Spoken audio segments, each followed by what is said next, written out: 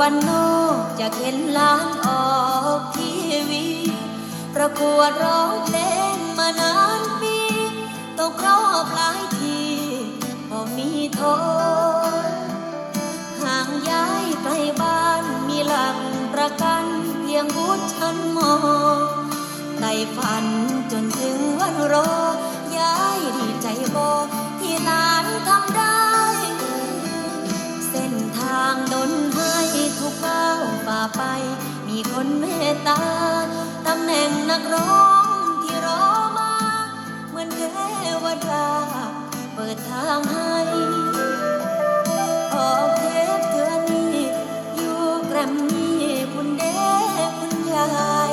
เมื่อออกทีวีส่งไปขอยายได้เตรียมใจรอกินข้าวหลายๆได้ยายสิได้แข็งแรงคอยเปิดทีวียามแลงนั่งแยงหลังอยู่หน้าจอ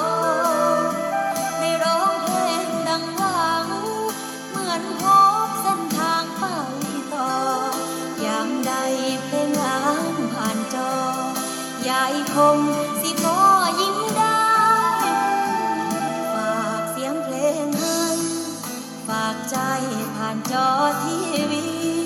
ถ้าหากหลานไปได้ดีความหวังเคยมีคงมาไกลขอเพลงดังก้องได้เงินทองส่งน้องและยายกลับบ้าน